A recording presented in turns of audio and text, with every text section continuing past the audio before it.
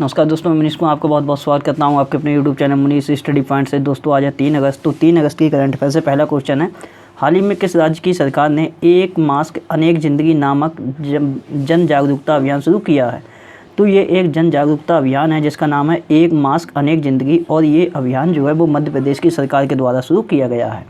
और ये जो अभियान है, इस अभियान का मेन लक्ष्य रखा गया है और इस अभियान का मेन उद्देश्य ये है कि मास्क की जो इम्पोर्टेंसी होती है उसके लिए लोगों के लिए अवगत कराना। तो ये अभियान 1 अगस्त से लेकर 15 अगस्त तक चलाया जा रहा है और इस अभियान के तहत राज्य के जो भी लोग हैं उनके लिए कोविड-19 संक्रमण संबंधी जानकारी दी जाएगी तथा इसके साथ साथ कोविड-19 से बचने के उपाय भी बताए जाएंगे। अब बात करते हैं मध्य प्रदेश की। तो मध्य प्रदेश की राजधानी भोपाल में है। मुख्यमंत्री शिवराज सिंह चौहान है। राज्यपाल कौन है? तो राज्यपाल है आनंदीबेन पटेल। और इनसे पहले कौन थे? तो लालजी दास टंडन थे, उनका निधन हो चुका है। और मध्य प्रदेश का जो हाईकोर्ट है उसके मुख्य न्यायाधीश हैं अजय कुमार मित्तल। बात करेंगे मध्य प्रदेश की, तो कोविड-19 योद्धा कल्याण योजना की शुरुआत मध्य प्रदेश में की गई थी। जीवन शक्ति योजना की शुरुआत भी की गई थी। जीवन अमृत योजना लॉन्च की गई थी मध्य प्रदेश में। और मध्य प्रदेश की जो उमरिया ज़िला है, तो उमरिया ज़िले की पुलिस के द्वारा संकल्प योजना शुरू की गई थी। मिड डे मील राशन की सुविधा देने वाला देश का पहला राज्य भी बना था मध्य प्रदेश। और उसके बाद बात करें तो मुख्यमंत्री जन कल्याण संबल योजना की शुरुआत की थी मध्य प्रदेश ने। देश की पहली FIR आपके द्वार योजना की शुरुआत की थी मध्य प्रदेश ने। चरण पादुका पहल की शुरुआत हुई थी यहाँ पे। और झाबुआ जो ज़िला है मध्य प्रदेश में लगता है ये, तो झाबुआ ज़िले की जो आजीविका मिशन की आदिवासी महिलाएं हैं उनके द्वारा दीदी वाहन सेवा की भी शुरुआत की गई थी। सबको मिलेगा रोजगार योजना भी लॉन्च हुई थी मध्य प्रदेश में। बुखार क्लिनिक की भी शुरुआत मध्य प्रदेश में ही की गई थी। श्रम सिद्धि अभियान भी लागू यहीं पर चलाया गया है। उसके बाद थैंक्स मॉम नामक वृक्षारोपण अभियान चलाया गया था मध्य प्रदेश में। और मुख्यमंत्री शहरी पथ व्यवसायी उत्थान योजना की भी शुरुआत मध्य प्रदेश में ही की गई है। उसके बाद बात करें तो बिजली चोरी को रोकने के लिए निष्ठा विद्युत मित्र योजना की शुरुआत मध्य प्रदेश में हुई है। उसके बाद प्रवासी श्रमिकों के कल्याण के लिए प्रवासी श्रम आयोग गठित किया गया है मध्य प्रदेश के द्वारा। कोविड-19 का डोर टू डोर सर्वे करने के लिए किल कोरोना अभियान की शुरुआत की थी मध्य प्रदेश ने। और छात्रों को घर पर ही विद्यालय जैसा माहौल देने के लिए हमारा घर हमारा विद्यालय योजना लॉन्च की थी मध्य प्रदेश की सरकार ने। और मध्य प्रदेश की गवर्नमेंट के द्वारा आसपास नामक एक हेल्पलाइन भी शुरू की गई थी। और एशिया का जो सबसे बड़ा सोलर प्लांट है वो मध्य प्रदेश के रीवा डिस्ट्रिक्ट में ही स्थापित किया गया है 750 मेगावाट का। उसके बाद जो सार्वजनिक स्थानों पर बिना मास्क के व्यक्ति घूमते हैं तो उनके लिए एक रोको टोको अभियान चलाया था मध्य प्रदेश की गवर्नमेंट ने। और PM स्वनिधि योजना लागू करने में शीर्ष पर रहा था मध्य प्रदेश राज्य। और अभी रुक जाना नहीं एक योजना लॉन्च की है मध्य प्रदेश की राज्य ने। और रैपिड एंटीजन टेस्ट शुरू करने की भी घोषणा की है मध्य प्रदेश की सरकार ने। बात करते हैं क्वेश्चन नंबर 2 की। तो सेकंड क्वेश्चन है, केंद्र सरकार किसकी सहायता से चंबल के बीहड़ों को कृषि योग्य भूमि में बदलेगी? तो ये चंबल के बीहड़ जो क्षेत्र हैं उनके लिए अब कृषि योग्य भूमि में ये केंद्र सरकार है वो बदलेगी। और ये किसकी सहायता से? तो ये विश्व बैंक की सहायता से ये जो बीहड़ के क्षेत्र हैं इनके लिए कृषि योग्य भूमि अर्थात उपजाऊ भूमि के रूप में बदलेगी केंद्र सरकार। बीहड़ का मतलब होता है जो चंबल नदी आती है, तो चंबल नदी के प्रभाव से वहाँ की मिट्टी कट जाती है और कटने के बाद वहाँ से बहुत बड़े बड़े खर्रे टाइप के बनते हैं जहाँ पे चंबल के डाकू वगैरह रहते थे।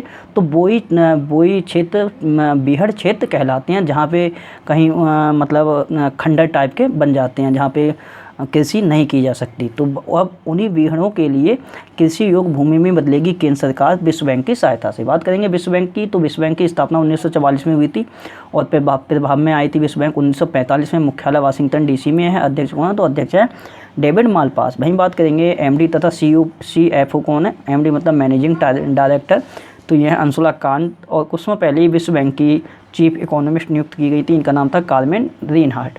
और विश्व बैंक से एक नाम और याद कर लेना, इनका नाम है राजीव टोपनो। तो राजीव टोपनो ये विश्व बैंक के कार्यकारी जो निदेशक हैं उनके वरिष्ठ सलाहकार के रूप में नियुक्त किए गए हैं। बात करेंगे क्वेश्चन नंबर 3 की। तो तीसरा क्वेश्चन है, हाल ही में खादी व ग्रामोद्योग आयोग, इसके लिए KVIC बोलते हैं, मतलब कि khadi village and industrial commission. तो क्वेश्चन है, हाल ही में खादी व ग्रामोद्योग आयोग से अपने कर्मियों के उत्पादों की खरीद करने वाला पहला सशस्त्र बल कौन बना है? तो खादी व ग्रामोद्योग आयोग जो है अभी खादी व ग्रामोद्योग जो आयोग है उससे संबंधित जो भी उत्पाद हैं खादी के उत्पाद, तो इस आयोग से अपने कर्मियों के लिए जो उत्पादों की खरीद करने वाला पहला जो सशस्त्र बल बना है वो बना है ITBP। ITBP मतलब कि इंडो तिब्बतन बॉर्डर पुलिस। तो ITBP के द्वारा KVIC मतलब कि खादी व ग्रामोद्योग आयोग से अपने कर्मियों के लिए उत्पाद खरीदे गए हैं और ऐसा करने वाला ये पहला सशस्त्र बल भी बना है जिसने खादी व ग्रामोद्योग आयोग से उत्पाद खरीदे हैं। बात करेंगे ITBP की, तो इसका मुख्यालय नई दिल्ली में है और इसके महानिदेशक कौन है, तो महानिदेशक हैं SS देशवाल। और मोटो क्या है, तो मोटो है शौर्य, दृढ़ता और कर्मनिष्ठा। और बात करेंगे खादी व ग्रामोद्योग आयोग की, तो इसकी स्थापना 1956 में की गई थी। मुख्यालय मुंबई में है, चेयरमैन है विनय कुमार सक्सेना। और खादी व ग्रामोद्योग आयोग से 2 क्वेश्चन और भी हैं कि जो खादी व ग्रामोद्योग आयोग है इसके द्वारा पहला सिल्क प्रोसेसिंग प्लांट की स्थापना की गई थी कहाँ पे, तो गुजरात में की गई थी। गुजरात का किस ज़िले में, तो वो ज़िले का नाम था सुरेंद्र नगर।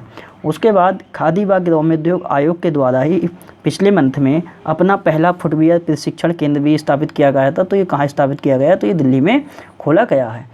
बात करेंगे क्वेश्चन नंबर 4 की, तो चौथा क्वेश्चन है हाल ही में किसने 6ठी ब्रिक्स पर्यावरण मंत्रियों की बैठक की अध्यक्षता की है। तो ये ब्रिक्स पर्यावरण मंत्रियों की बैठक है और इसका 6वां संस्करण है। तो इसकी जो अध्यक्षता की गई है वो रूस के द्वारा की गई है। इसका मतलब ये है कि ब्रिक्स की जो अध्यक्षता है इस वर्ष 2020 में वो किसके पास है, तो वो रूस के पास है। जैसे कि G20 की अध्यक्षता किसके पास है, तो सऊदी अरब के पास है। तो ऐसे ही ब्रिक्स की अध्यक्षता भी रूस के पास है। तो ब्रिक्स के पर्यावरण मंत्रियों की ये 6वीं बैठक थी जिसकी अध्यक्षता रूस ने की थी और इसमें भारत का जो नेतृत्व किया था वो पर्यावरण मंत्री प्रकाश जावड़ेकर के द्वारा किया गया था वीडियो कॉन्फ्रेंसिंग की सहायता से। बात करेंगे रूस की, तो रूस की राजधानी मॉस्को है, मुद्रा है रूबल, संसद है यहाँ की ड्यूमा और राष्ट्रपति हैं व्लादिमीर पुतिन और प्राइम मिनिस्टर कुछ समय पहले बने थे, इनका नाम है मिखाइल मिशुस्टिन। चलते हैं क्वेश्चन 5 पे। तो पाँचवा क्वेश्चन है हाल ही में किस मंत्रालय को स्कॉच गोल्ड अवार्ड प्रदान किया गया है। तो स्कॉच गोल्ड अवार्ड ये अवार्ड प्रदान किया गया है केंद्रीय जनजातीय मामलों के जो मंत्रालय है उसके लिए, ये इस मंत्रालय के लिए स्कॉच गोल्ड अवार्ड प्रदान किया गया है। तो अभी हाल ही में 6वीं स्कॉच प्रतियोगिता का आयोजन किया गया था जिसका नाम था India response to Covid through digital governance. तो इस प्रतियोगिता में जो स्कॉच गोल्ड अवार्ड है वो केंद्रीय जनजातीय मामलों के मंत्रालय के लिए प्रदान किया गया है। जिसके मंत्री कौन है, तो ये मंत्री हैं, इनका नाम है अर्जुन मुंडा और ये भारतीय तीरंदाजी संघ जो है उसके भी अध्यक्ष हैं अर्जुन मुंडा। और ये अवार्ड दिया क्यों गया है, तो सक्षम IT योजनाओं के माध्यम से जो आदिवासी होते हैं तो आदिवासियों के लिए जो चलाई गई योजनाएं थीं और ताकि आदिवासी लोगों का सशक्तिकरण किया जा सके, तो इसी के लिए मिला है ये स्कॉच गोल्डन अवार्ड। किसके लिए, केंद्रीय जनजातीय मामलों के मंत्रालय को। क्यों मिला है, तो सक्षम IT योजनाओं के माध्यम से आदिवासियों के सशक्तिकरण के लिए चलाई गई योजनाओं के लिए। बात करेंगे क्वेश्चन नंबर 6 की, तो 6 क्वेश्चन है हाल ही में किस भारतीय मूल के राजनेता को सिंगापुर का पहली बार विपक्ष का नेता नामित किया गया है। तो ये पहली बार हुआ है सिंगापुर के इतिहास में कि किसी भारतीय मूल के व्यक्ति को सिंगापुर का पहली बार विपक्ष का नेता नामित किया गया है। तो ये बने हैं प्रीतम सिंह। कौन बने हैं, तो ये प्रीतम सिंह बने हैं। बात करेंगे सिंगापुर की, तो राजधानी सिंगापुर सिटी है, मुद्रा है यहाँ की डॉलर और प्रेसिडेंट है यहाँ की हलीमा याकूब और प्राइम मिनिस्टर कुछ समय पहले ही बने थे सिंगापुर के, इनका क्या नाम है, तो ली सीन लुंग। और सिंगापुर से 1-2 क्वेश्चन और भी याद कर लेना। जो अभी 2020 में वर्ल्ड कॉम्पिटिटिवनेस जो इंडेक्स आया था 2020 का, उसमें टॉप पर रहा था सिंगापुर जिसमें कि भारत रहा था 43वें नंबर पर। और उसके बाद भारत में सबसे ज़्यादा FDI सिंगापुर से ही प्राप्त हुआ है। बात करेंगे क्वेश्चन नंबर 7 की, तो 7वां क्वेश्चन है हाल ही में किस अरब देश में पहले परमाणु रिएक्टर जिसका नाम है बड़ा कहा का संचालन शुरू हुआ है। तो ये अरब देश का पहला परमाणु रिएक्टर है जिसका नाम है बड़ा कहा और इसका संचालन कहाँ शुरू हुआ है, तो इसका संचालन शुरू हुआ है संयुक्त अरब अमीरात में। तो इसका उद्घाटन अभी अबू धाबी में किया गया था। और ये जो अरब देश का पहला परमाणु रिएक्टर है जिसका नाम है बड़ा कहा, इसके लिए अमीरात न्यूक्लियर एनर्जी कॉरपोरेशन और कोरिया इलेक्ट्रिकल पावर कॉरपोरेशन ने मिलकर बनाया है। और ये जो परमाणु रिएक्टर है इसका जो लक्ष्य है वो 5.6 गीगावाट एनर्जी प्रोड्यूस करने का है।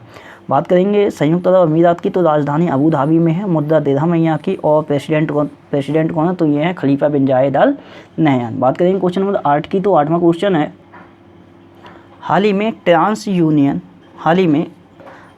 ट्रांस यूनियन सिविल ने किसके साथ मिलकर MSME सक्षम नामक प्लेटफॉर्म लॉन्च किया है? तो ये MSME सक्षम नामक एक पोर्टल है जिसके लिए लॉन्च किया है ट्रांस यूनियन सिविल ने। और इसने किसके साथ मिलकर इसे लॉन्च किया है? तो ये सिडबी बैंक के साथ इसे मिलकर लॉन्च किया है। तो इस पोर्टल के माध्यम से MSME के क्षेत्र में केंद्र सरकार व राज्य सरकार द्वारा जो योजनाएं शुरू की गई हैं उनकी जानकारी दी जाएगी। और इसके साथ साथ MSME क्षेत्र से जुड़े हुए जो भी व्यापारी हैं या फिर जो भी उद्यमी हैं उनके लिए वित्तीय शिक्षा तथा ज्ञान भी प्रदान किया जाएगा इस पोर्टल के माध्यम से, जिसका नाम है MSME सक्षम। बात करते हैं सिडबी की, तो सिडबी की फुल फॉर्म होती है small industrial development bank of India, जिसकी स्थापना 1990 में हुई थी। मुख्यालय लखनऊ में है। अध्यक्ष हैं मोहम्मद मुस्तफ़ा।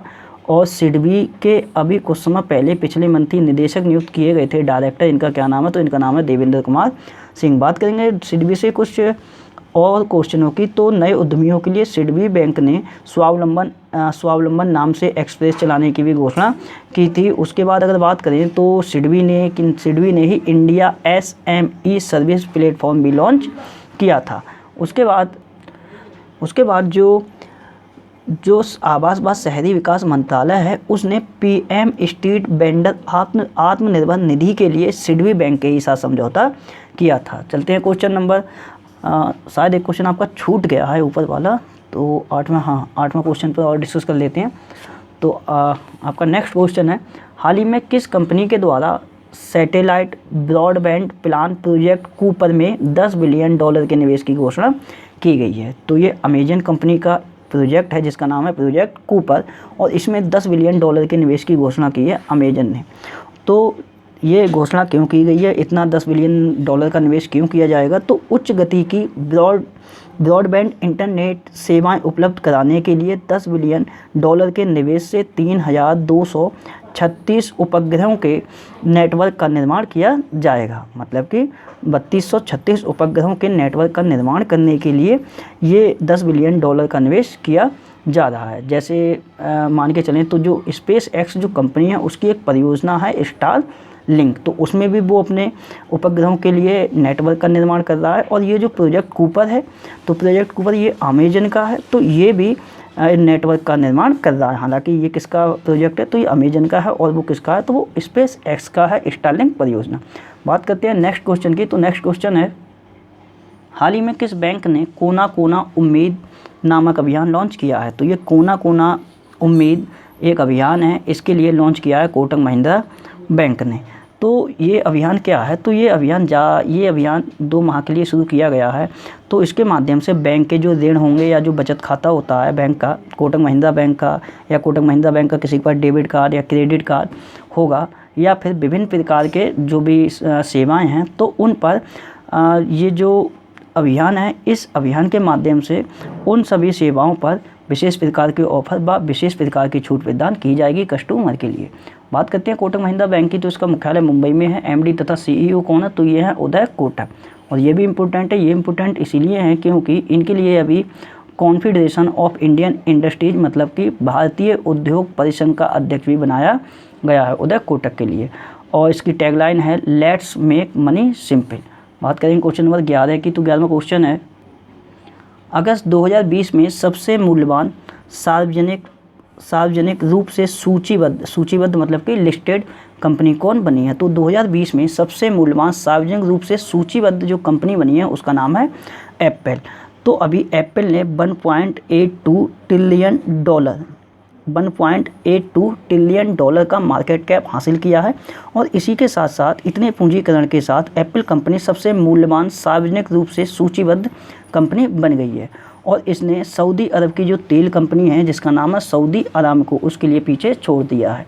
और उसका जो सऊदी अरब की जो तेल कंपनी है उसका कितना है? तो उसका है $1.6 ट्रिलियन। और इसने कितना कर लिया है? तो एप्पल ने कर लिया है $1.82 ट्रिलियन का मार्केट कैप हासिल। तो इसी के साथ ये सबसे 2020 में सबसे मूल्यवान सार्वजनिक रूप से ये लिस्टेड मतलब कि सूचीबद्ध कंपनी बन गई है एप्पल। बात करेंगे एप्पल की, तो एप्पल की स्थापना 1976 में की गई थी। संस्थापक स्टीव जॉब्स हैं और CEO कौन है एप्पल कंपनी की? तो ये है टिम कुक। बात करेंगे क्वेश्चन नंबर 12 की, तो 12वां क्वेश्चन है, हाल ही में किस देश के पूर्व राष्ट्रपति, इनका नाम है ली तेंग हुई, का निधन हो गया है? तो ये देश के पूर्व राष्ट्रपति थे जिनका नाम है ली तेंग हुई, अब इनका निधन हो चुका है। और ये जो राष्ट्रपति रहे थे ताइवान के, वो 1988 से लेके 2000 तक ये ताइवान देश के राष्ट्रपति रहे थे। अब इनका निधन हो चुका है और इनके लिए ताइवान देश के लोकतंत्र का जनक भी कहा जाता है। इनके लिए ताइवान के लोकतंत्र का जनक भी इनके लिए कहा जाता है। बात करेंगे ताइवान की, तो राजधानी है ताइपेई, मुद्रा है यहाँ की डॉलर, न्यू ताइपेई डॉलर यहाँ की मुद्रा है। और वर्तमान में राष्ट्रपति कौन है, तो इनका नाम है त्साई इंग बेन। इनकी भी नियुक्ति अभी 2 महीने पहले ही की गई है। बात करेंगे क्वेश्चन नंबर 3 की, तो तीसरा क्वेश्चन है, हाल ही में भारत ने 2 दशकों के बाद किस इलेक्ट्रॉनिक गैजेट के आयात पर प्रतिबंध लगा दिया है। तो ये 2 दशकों के बाद ये कलर टीवी का जो आयात करता था भारत चीन से, उस पर प्रतिबंध लगा दिया गया है। और ये प्रतिबंध क्यों लगाया है, तो आत्मनिर्भर भारत अभियान को सशक्त बनाने के लिए ये प्रतिबंध लगाया गया है। हालांकि भारत के द्वारा चाइना के 59 ऐप प्रतिबंधित किए गए थे, उसके बाद 47 ऐप प्रतिबंधित किए गए थे। और ये फिर अब चाइना से जो कलर टीवी का जो आयात होता था, अब उस पर भी प्रतिबंध लगा दिया है। बात करेंगे क्वेश्चन नंबर 14 की, तो 14वां क्वेश्चन है, हाल ही में खेल व युवा मामलों के मंत्रालय द्वारा राष्ट्रीय खेल पुरस्कार 2020 के लिए किसकी अध्यक्षता में चयन समिति का गठन किया गया है। मतलब कि अभी खेल व युवा मंत्रालय के द्वारा जो इस वर्ष 2020 में जो खेल पुरस्कार बांटे जाएंगे, तो उसके लिए चयन समिति गठित की गई है। और इसकी अध्यक्षता किसके लिए दी गई है, तो इसकी अध्यक्षता करेंगे मुकुंदकम शर्मा। और ये मुकुंदकम शर्मा ये कौन है, तो ये सुप्रीम कोर्ट के पूर्व जज हैं। तो इन्हीं की अध्यक्षता में राष्ट्रीय खेल पुरस्कार 2020 के लिए चयन समिति का गठन किया गया है। और इस समिति में कुछ अन्य भी लोग हैं सदस्य के रूप में, जैसे ये तो हो गए कौन, तो ये अध्यक्ष हैं। बाकी वीरेंद्र सहवाग हैं इस समिति में शामिल, जो कि क्रिकेटर हैं, दीपा मलिक ये पैरा एथलीट है, मोनालिसा हैं, सरदार सिंह हैं, वेंकटेश देवराजन हैं। तो ये सब लोग इस समिति में शामिल हैं। और ये समिति मुकुंदकम शर्मा की अध्यक्षता में 2020 में दिए जाने वाले जो खेल पुरस्कार हैं, जैसे कि राजीव गांधी खेल रत्न हो गया, अर्जुन पुरस्कार हो गया, द्रोणाचार्य अवार्ड हो गया, या फिर जो अन्य पुरस्कार हैं जो कि खेलों से संबंधित हैं, तो उनके विजेताओं का चयन करेगी। क्योंकि आपके लिए ज्ञात होना चाहिए, क्योंकि विभिन्न खेल संगठन के द्वारा अपने अपने खिलाड़ियों का नॉमिनेट किया गया है, राजीव गांधी खेल रत्न के लिए, द्रोणाचार्य अवार्ड के लिए, अर्जुन पुरस्कार के लिए। तो ये चयन समिति उन नामों में से पुरस्कारों के विजेताओं का चयन करेगी। मतलब किसके लिए राजीव गांधी खेल रत्न दिया जाएगा, किसके लिए अर्जुन पुरस्कार दिया जाएगा, तो इसी का चयन करेगी ये समिति, जिसकी अध्यक्षता करेंगे मुकुंदकम शर्मा। करते हैं क्वेश्चन नंबर 15 की बात। तो 15वां क्वेश्चन है, हाल ही में मुस्लिम महिला अधिकार दिवस कब मनाया गया है। तो हाल ही में पहली बार ये मुस्लिम महिला अधिकार दिवस मनाया गया है। और ये कब मनाया गया है, तो 1 अगस्त के लिए मनाया गया है। बात करेंगे ये मुस्लिम महिला अधिकार दिवस है क्या और इसके लिए क्यों मनाया गया है। तो इस वर्ष ये पहली बार मनाया गया है। और आपके लिए ज्ञात होना चाहिए, पिछले वर्ष सुप्रीम कोर्ट के निर्देश के बाद भारतीय संसद ने 3 तलाक को अपराध की श्रेणी में घोषित किया था। और ये क्यों घोषित किया गया था, तो जो मुस्लिम लोगों का लॉ है, जिसके लिए मुस्लिम पर्सनल लॉ बोलते हैं, या फिर शरीयत कानून 1937 के नाम से इसके लिए बोलते हैं। तो शरीयत कानून जो 1937 था, इस कानून में मुस्लिम पुरुषों के लिए एक विशेष प्रकार का प्रावधान किया गया था। वो प्रावधान क्या था कि कोई भी मुस्लिम व्यक्ति अपनी पत्नी के लिए लिखकर, बोलकर, ईमेल के माध्यम से, मैसेज के माध्यम से तलाक दे सकता था। लेकिन उसके अगेंस्ट में क्या हुआ, तो इसके अगेंस्ट में हमारी देश की जो संसद है उसके द्वारा एक विधेयक लाया गया था और एक अधिनियम लाया गया था, जिसके लिए Muslim women protection of right on marriage act 2019 के नाम से जानते हैं। तो ये एक एक्ट लाया गया था भारतीय संसद के द्वारा, और इस एक्ट को इसी दिन लागू किया गया था। मतलब कि और इसके लिए लागू किया गया था, तो इसी के कारण 1 अगस्त के लिए मुस्लिम महिला अधिकार दिवस मनाए जाते हैं। और इस एक्ट में क्या था, तो इस एक्ट के अंतर्गत अगर कोई मुस्लिम व्यक्ति दोषी पाया जाएगा, तो उसके लिए 3 साल की सज़ा का प्रावधान है। और 3 साल की सज़ा के साथ उसके लिए जुर्माना भी देना पड़ सकता है, या जुर्माना या सज़ा कुछ भी चीज़ हो सकती है। मतलब कि 3 तलाक के लिए भारत में बैन कर दिया गया है। अब बात करेंगे क्वेश्चन नंबर 16 की। तो 16वें क्वेश्चन में 6 नियुक्तियां हैं, तो मैंने सभी नियुक्तियां लिखी हैं, क्वेश्चन नहीं बनाए हैं। तो पहली नियुक्ति है, इनका नाम है हमीद बाकायको। ये आइवरी कोस्ट के प्राइम मिनिस्टर बने हैं। आपके लिए ज्ञात होगा कि आइवरी कोस्ट के जो प्राइम मिनिस्टर थे, इनका नाम है अमादू गोन कुलीवली। इनका पद पर रहते ही निधन हो गया था। तो उस समय हमीद बाकायको ये आइवरी कोस्ट के रक्षा मंत्री थे। तो इन्हीं के लिए इंतरिम, मतलब कि अंतरिम प्राइम मिनिस्टर बना दिया गया था आइवरी कोस्ट का। अब हमीद बाकायोको को परमानेंट प्राइम मिनिस्टर बना दिया गया है आइवरी कोस्ट का। बात करेंगे आइवरी कोस्ट की तो राजधानी यहाँ की यामोउस्कुरो है, मुद्रा है फ्रैंक और दूसरी मुद्रा भी इसकी हो गई है इको। वहीं दूसरी नियुक्ति है एस.एन. राजेश्वरी की, तो एस.एन. राजेश्वरी ये हालांकि इनकी नियुक्ति तो मई में ही हो गई थी, लेकिन अब ये पदभार ग्रहण करेंगी। तो ये ओरिएंटल इंश्योरेंस कंपनी की चेयरमैन एंड मैनेजिंग डायरेक्टर के रूप में नियुक्त हुई हैं और ये 2 वर्ष के लिए नियुक्त हुई हैं और ये ए.वी. गिरिराज कुमार की जगह नियुक्त हुई हैं। बात करें ओरिएंटल इंश्योरेंस कंपनी लिमिटेड की, तो इसकी स्थापना 1947 में की गई थी और मुख्यालय कहाँ है, तो मुख्यालय नई दिल्ली में। नेक्स्ट है ओम प्रकाश, तो ओम प्रकाश ये 1987 बैच के IAS ऑफिसर हैं जिनके लिए उत्तराखंड का अभी नया चीफ सेक्रेटरी नियुक्त किया गया है, मतलब कि उत्तराखंड राज्य के ये नए मुख्य सचिव बने हैं और इनके लिए उत्पल कुमार सिंह की जगह नियुक्त किया गया है। बात करेंगे उत्तराखंड की, तो राजधानी देहरादून में है और दूसरी राजधानी गैरसैंड है। मुख्यमंत्री त्रिवेंद्र सिंह रावत हैं, राज्यपाल बेबी रानी मौर्य हैं और चीफ जस्टिस कौन है उत्तराखंड हाईकोर्ट के, तो ये हैं रमेश रंगनाथ। बात करेंगे नेक्स्ट अपॉइंटमेंट की, तो ये है अशोक भाटिया की नियुक्ति।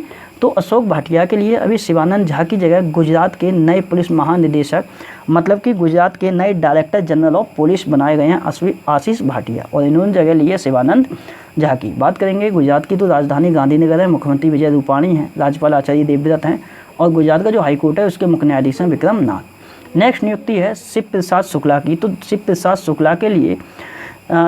शुक्ला के लिए उपराष्ट्रपति M. वेंकैया नायडू ने राज्यसभा की जो आचार समिति है उसका अध्यक्ष नियुक्त किया है।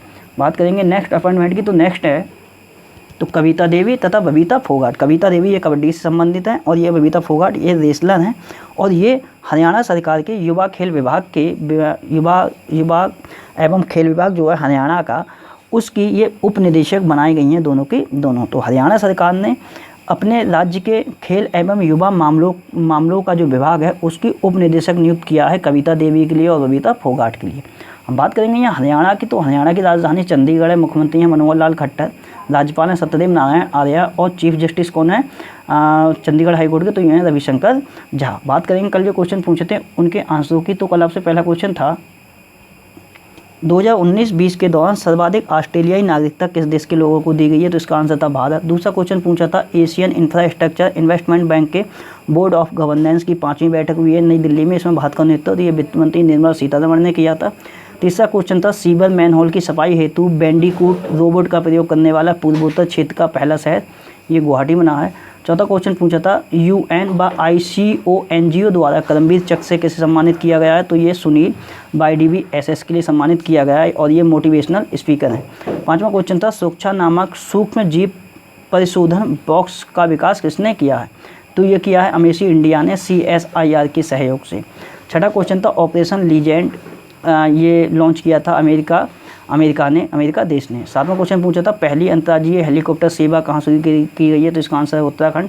आठवां क्वेश्चन था डाइट पुणे, मतलब कि defence institute of advance technology Pune द्वारा विकसित मेडिकल बेड आइसोलेशन सिस्टम का नाम क्या था, तो इसका नाम था आश्रय।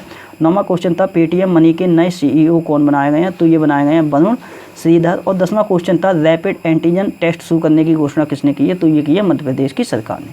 बात करेंगे आज के क्वेश्चनों की, तो आज आपसे पहला क्वेश्चन है ग्रेट प्रोफेट 14 नामक सैन्य अभ्यास किस देश के द्वारा आयोजित किया गया था। दूसरा क्वेश्चन बताना है तमिलनाडु के कितने मेट्रो स्टेशन का नाम अभी चेंज किया गया है। तीसरा क्वेश्चन बताना है AMI क्रेस्ट नामक पहल की शुरुआत किसने की है। चौथा क्वेश्चन बताना है नासा द्वारा मंगल मिशन के लिए जो रोबो लॉन्च किया गया था उसका क्या नाम है। और पांचवा क्वेश्चन बताना है अभी UPI पेमेंट लिंक जो mpay.me है, ये लिंक किसने लॉन्च किया है। छठा क्वेश्चन बताना है मुख्यमंत्री उद्यमिता विकास प्रोग्राम किस राज्य सरकार द्वारा लॉन्च किया गया है। सातवां क्वेश्चन बताना है किस देश के सुप्रीम कोर्ट के भवन का उद्घाटन प्रधानमंत्री नरेंद्र मोदी जी द्वारा किया गया है। आठवां क्वेश्चन बताना है प्रधानमंत्री नरेंद्र मोदी जी के निजी सचिव के रूप में किसे नियुक्त किया गया है। नौवां क्वेश्चन बताना है ICRA के नए MD तथा CEO कौन नियुक्त हुए हैं। 10वां क्वेश्चन बताना है भारत में रुके और भारत में पढ़ें एक समिति गठित की है किसने, मानव संसाधन विकास मंत्रालय या शिक्षा मंत्रालय ने। इसकी अध्यक्षता किसकी अध्यक्षता में। और 11वां क्वेश्चन बताना है अभी एक निधन हुआ है, इनका नाम है सोनम सेरिंग लेप्चा, आपके लिए बताना है ये कौन थे। तो दोस्तों ये थी आज से संबंधित सारी करंट अफेयर घटनाएं मेरे द्वारा बनाई हुई करंट अफेयर। अगर आपके लिए पसंद आती है तो मेरे चैनल मुनीस स्टडी पॉइंट के लिए लाइक करें, शेयर करें, सब्सक्राइब करें। वीडियो को टाइम देने के लिए बहुत बहुत धन्यवाद। आपका दिन शुभ हो।